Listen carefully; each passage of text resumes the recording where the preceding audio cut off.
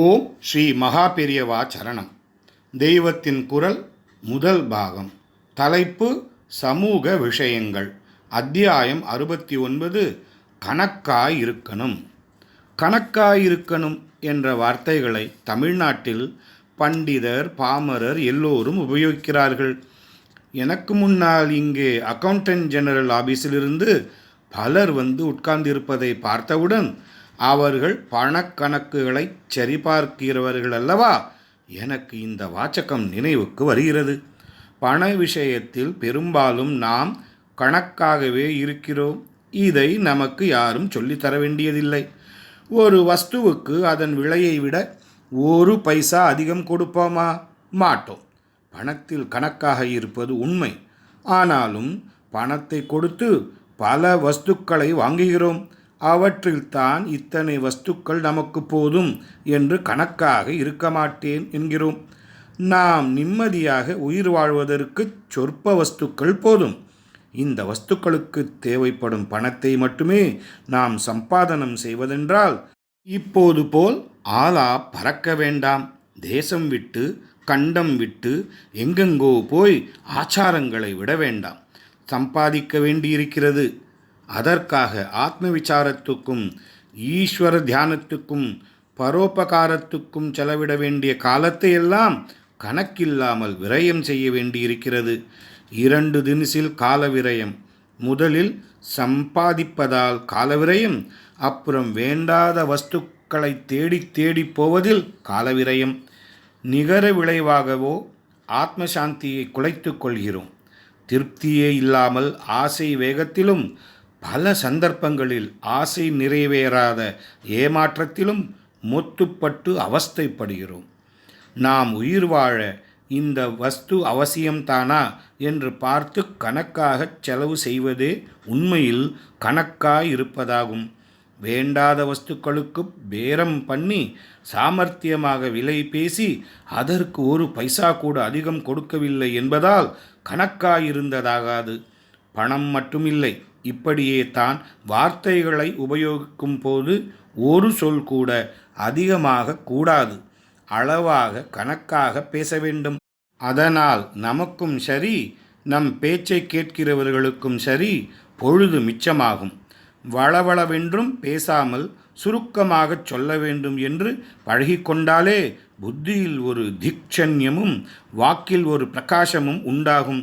சக்தியும் அதாவது எனர்ஜியும் வீண் அதாவது வேஸ்ட் ஆகாமல் இருக்கும். எத்தனையோ சண்டை சாடிகளும் மிச்சமாகும். கொட்டிவிடலாம், வாரிவிட முடியுமா என்று பாமர ஜனங்கள் கூட கேட்கிறார்கள். திருவள்ளுவரும் எதை காக்காவிட்டாலும் நாக்கை கட்டுப்படுத்தி காப்பாற்ற வேண்டும் என்கிறார். ஆனால் இப்பொழுது லோகம் முழுக்க ஒரே பேச்சு யுகமாகத்தான் ஆகியிருக்கிறது. நியூஸ் பேப்பர்களெல்லாம் அவர் பிரசங்கம் இவர் பிரசங்கம் என்றுதான் போட்டு நிரப்புகின்றன. காரியத்தில் ஏதாவது நடக்கிறதா என்றால் சைபர் தான். அநேகமாக காரியத்தில் நடக்கவில்லை என்பது தெரியாமல் இருப்பதற்கே சண்ட பிரச்சண்டமாக பேசி ஏதோ பெரிதாக சாதித்துவிட்ட மாதிரி பிரமையை உண்டு பண்ணி வருகிறார்கள்.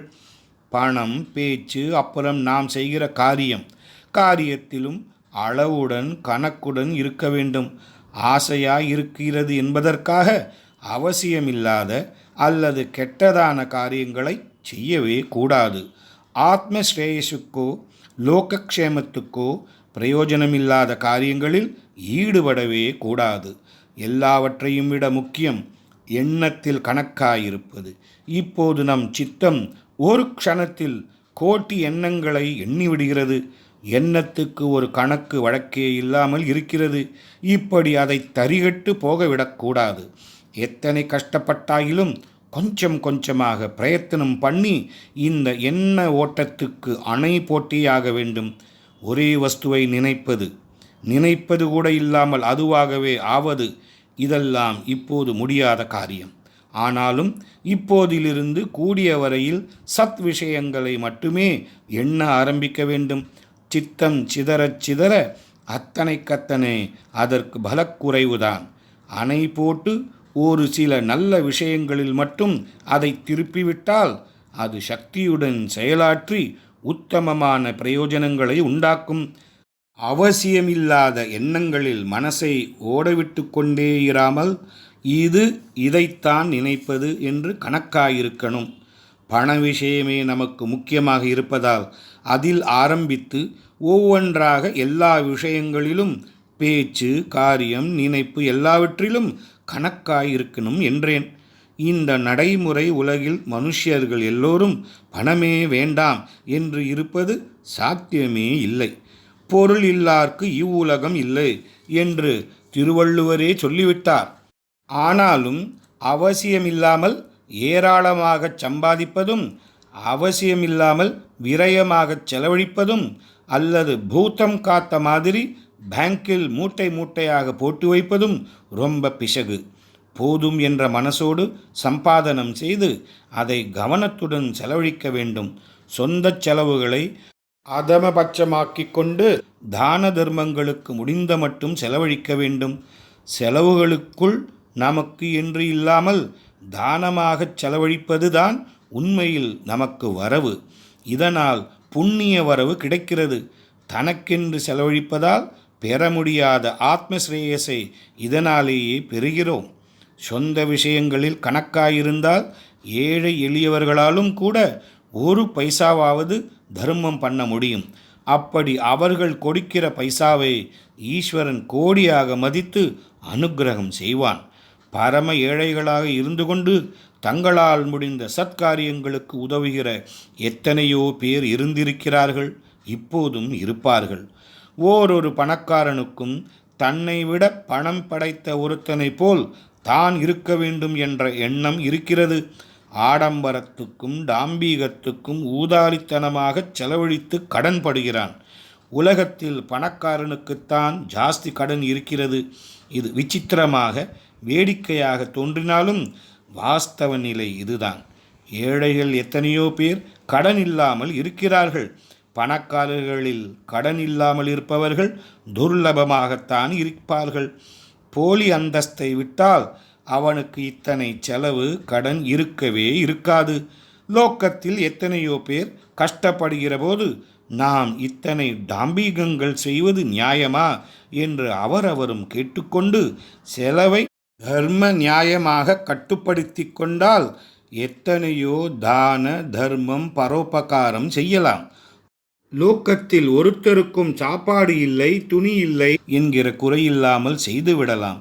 இப்போது செய்கிற தாம்பீகத்தால் ஒரு நாளும் பெற முடியாத ஈஸ்வர அனுக்கிரகத்தையும் இந்த பரோபகாரத்தினால் பெற்றுவிட முடியும்.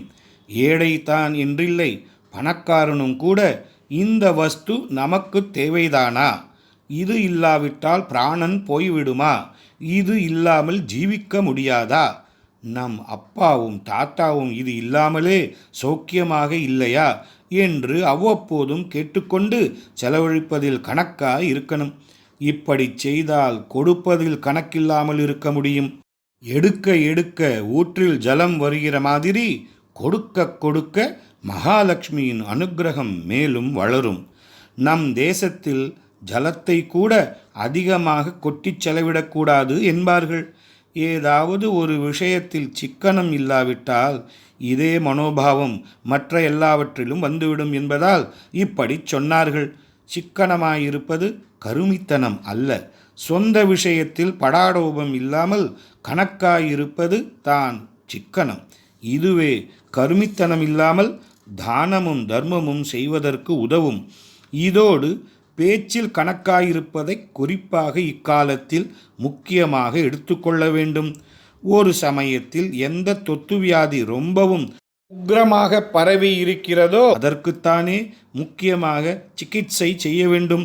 இன்று பேச்சுதான் ரொம்ப உக்கிரமாக பரவி இருக்கிறது. நம் நீதி நூல்களில் மௌனம் கலகம் நாஸ்தி என்கிறார்கள். பேச்சு குறைந்தால் சண்டையும் குறையும். மேல்நாட்டில் கூட பேச்சு வெள்ளி என்றால் மௌனம் தான் தங்கம். அதாவது speech is silver, silence is golden என்கிறார்கள். ஆத்மஸ்ரேஷுக்கு ரொம்பவும் வற்புறுத்தப்பட்ட விஷயம் இது. மௌனம் என்பது ஞான வரம்பு என்றார்கள். அந்த வரம்புக்கு போய் ஒரே மௌனமாயிருக்க நம்மால் முடியாவிட்டாலும் நாம் பேச்சை ரொம்பவும் குறைத்து கொள்ள பாடுபட வேண்டும். பத்திரிகைகளில் பத்தி பத்தியாக வருகிற இத்தனை பேச்சால் வாதங்களும் பிரதிவாதங்களும் உண்டாகி மண்டை உருளுவதைத் தவிர ஏதாவது உருப்படியான விளைவு இருக்கிறதா? அதில் வருவது போதாது என்று அதை பற்றி நாம் வேறு தொண்டை தண்ணீர் வற்ற விமர்சிப்பதால் தான் ஏதாவது பிரயோஜனம் இருக்கிறதா? அப்படி சக்தியெல்லாம் விருதாவாகலாமா என்று யோசித்து பார்க்க வேண்டும். வாக்கு கட்டுப்பாட்டை அனுஷ்டானத்தில் கொண்டு வர வேண்டும். கணக்காக பேச வேண்டும். பிறருடைய மனசை புண்படுத்தாத பேச்சே பேச வேண்டும். தன் ஆத்மாவை உயர்த்தி கொள்ள உதவுகிற விஷயங்களையே பேச வேண்டும். எண்ணத்தை கட்டுப்படுத்துவது கஷ்டம். அது இப்போது நம்மால் முடியாமல் போனாலும் பாதகமில்லை. ஆனால் எண்ணியதையெல்லாம் பேசி பேசி இப்போது செய்து வருகிற உற்பாதத்தை நாம் நிச்சயம் குறைக்க வேண்டும். பேச்சில் கணக்காயிருக்கணும் என்று இப்போது நான் பேசுகிறேனே, இதில் கூட நானே கணக்காயிருக்கணும். இல்லாவிட்டால் பேச்சு சுவாரஸ்யம் இழுத்து கொண்டு போய் இதிலிருந்தே வியர்த்தமான சர்ச்சைகள் கிளம்பக்கூடும். அதோடு கூட வளவளவென்று சொல்வதால் இது மனசிலும் சுருக்கென்று தைக்காமல் பிசு பிசுத்து போய்விடும். படிப்படியாக நம் சொற்கள், செயல்கள், சிந்தனைகள், அதாவது வேர்ட், டீட் அண்ட் தாட் எல்லாவற்றிலும் ஒரு வரையறை கணக்கு வேண்டும். முடிவில் மனோ வாக்கு காயங்களில் கட்டுப்பாடு வேண்டும். மனம் சிந்திப்பது, வாக்கு பேசுவது, காயம்தான் காரியம் செய்வது, இவையெல்லாம் கட்டுப்பாட்டின் கீழ் வந்தாலே ஆத்மக்ஷேமகரமாகும். இவற்றோடு பணத்தை செலவு செய்வதை முதலில் சொன்னேன். கட்டுப்பாடுதான் யோகம். யோகம் என்பது சிதறிப்போகாமல் ஒன்றி கட்டுப்பட்டிருப்பதுதான் யோகம்.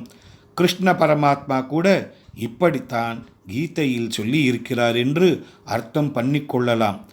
அதிலே சாங்கியமும் யோகமும் ஒன்றுதான் என்கிறார் அவர். சாங்கியம் என்ற சித்தாந்தத்தை பற்றி பண்டிதர்கள் பல தினுசாக தருகிற விளக்கங்கள் ஒரு பக்கம் இருக்கட்டும். நேராக அந்த சொல்லின் பொருளை பார்த்தால் சாங்கியம் என்பது சங்கியை என்பதிலிருந்தே வந்திருக்கிறது. சங்கியை என்றால் கணக்கெடுப்பது என்றுதான் அர்த்தம். ஜனசங்கியை என்று சொல்கிறோம் அல்லவா? அது மாதிரி எதிலும் சரியாக கணக்கிடுகிற புத்தி வந்துவிட்டால், புத்தி இப்படி ஒரு கணக்கிலே கட்டுப்பட்டு நின்றுவிட்டால் அதுவே சலனமில்லாத சமநிலையில் நிற்பதற்கு பழக்கி விட்டுவிடும். இப்படி சமநிலையில் நிற்பதன் முற்றிய ஸ்தானம்தான் யோகம். பரம லௌகிகமாக பண விஷயத்தில் ஆரம்பித்து கணக்காயிருக்கணும் என்றேன். அதுவே பரம வேதாந்தத்தில் கொண்டு சேர்த்துவிட்டது. திருமூலரும் திருமந்திரத்தில் இப்படித்தான் சொல்கிறார். உண்மையான கல்வி ஈஸ்வர தத்துவத்தை அறிவதுதான் என்று சொல்ல வந்த திருமூலர் கணக்கறிந்தார் கல்வி கற்றறிந்தாரே என்கிறார். இது அவசியம், இது அனாவசியம், இது நல்லது, இது கெட்டது, இது மெய், இது பொய் என்று கணக்கு பண்ணி தள்ளுவதை தள்ளி எடுத்து கொள்ள வேண்டியதை கொண்டாலன்றி ஈஸ்வர தத்துவத்தை காண முடியாது, அதாவது அனுபவபூர்வமாக உணர முடியாது என்கிறார். கணக்கறிந்தார்கன்றி காண ஒண்ணாதது, கணக்கறிந்தார்கன்றி கைகூடா காட்சி. ஓம் ஸ்ரீ மகாபெரியவா சரணம். ஜெய ஜெய சங்கர, ஹர ஹர சங்கர.